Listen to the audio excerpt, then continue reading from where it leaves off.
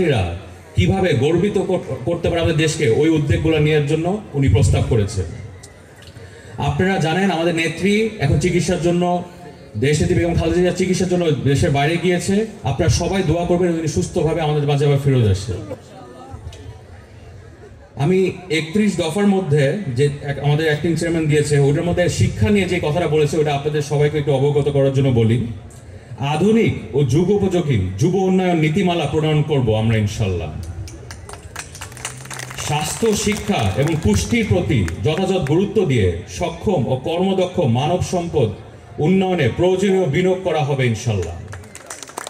এবং এই কথাটা প্রত্যেককে, যে আমার ছাত্রছাত্রী ভাইদের জন্য মনে রাখার জন্য বলি, 1 বছর ব্যাপী বা কর্মসংস্থান না হওয়া পর্যন্ত যেটা আগে হবে সেই সময়কাল শিক্ষিত বেকারদের সহায়তা ভাতা প্রদান করা হবে ইনশাল্লাহ।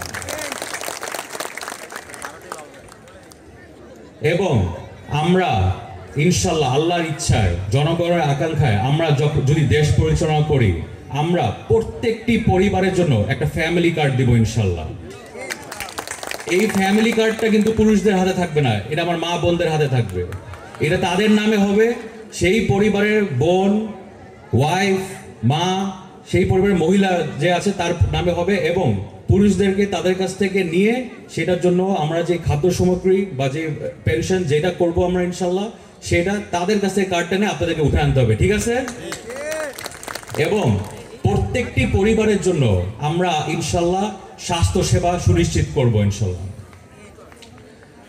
আপনারা যারা নতুন পথ চলা শুরু করেছেন তাদের কাছে আমি শুধু একটি অনুরোধ করি, দেশের প্রতি আপনাদের ভালোবাসা ও কর্তব্যের প্রতি বিশ্বাস সবসময় মজবুত রাখবেন।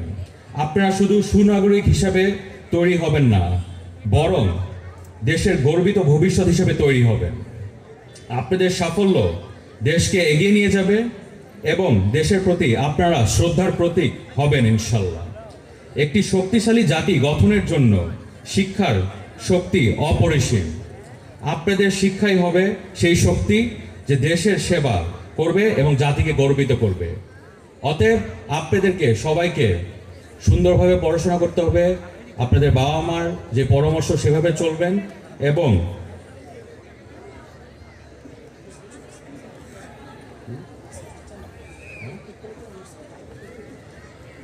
সুন্দরভাবে আপনারা পড়াশোনা করবেন এবং আপনাদের শিক্ষকদের কথা শুনবেন, এলাকাবাসীর মুখ উজ্জ্বল করবেন, ভালোভাবে পড়াশোনা করে আপনাদের মা বাবার মুখ উজ্জ্বল করবেন এবং সদ্য শিক্ষকদের মুখ উজ্জ্বল করবেন।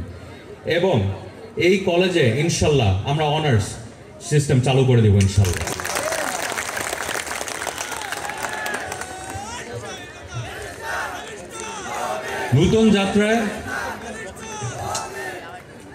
নতুন যাত্রায় সবাইকে শুভকামনা। দেশপ্রেমের উদ্বুদ্ধ হয়ে ভবিষ্যৎকে আলোকিত করুন।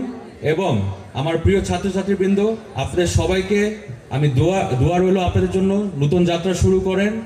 আর হচ্ছে গিয়ে দেশের জন্য আপনারাই হচ্ছে গিয়ে আমাদের সম্পদ, বুঝতে পেরেছেন? আর আপনারা কি সবাই ভালো আছেন? না শোনা যাচ্ছে না, ভালো আছেন নাকি? ধন্যবাদ ধন্যবাদ। নতুন যাত্রা শুরু করেন, সুন্দর করে শুরু করেন। আমার দোয়া রইল আপনাদের সবার জন্য। আপনারা আমাদের দেশের সম্পদ, আপনারা কিভাবে বড় হবেন ওই জন্য আমরা কাজ করব। আপনাদের পাশে আছি আমরা সবসময় এবং সবসময় থাকবো ইনশাল্লাহ। তো ভালো থাকবেন সবাই। আল্লাহ হাফেজ। বাংলাদেশ জিন্দাবাদ। আসসালামু আলাইকুম।